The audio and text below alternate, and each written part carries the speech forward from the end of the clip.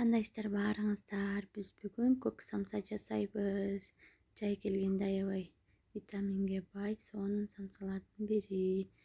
Жеңил, бат даяр болчу. Алгач эле камырыбызды элеп алып, туз, бир аз сары май, жылуу суу куюп, орточо камыр жасап алабыз.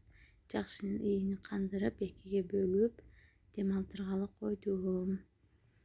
Андан соң мен жусай, мята, зелень, пияз, куйрук май кошуп жасадым. Аябай сонун болду. Мятанын жыты чыкпайт самсага. Аябай сонун болот. Негизи буну шпинат менен жасаш керек. Менде шпинат жок болгондуктан жусай менен алмаштырып койдум. Аябай сонун болду. Сиздер да жасап көрүңүздөр. Рецепт жакса лайк басып, каналга катталып кетиңиздер. Баарын туурап алган соң үстүнө туз, тунганский приправа коштум. Каалооңуздарга карап кошосуздар. Суюк май кошуп, баарын жакшылап аралаштырып алабыз.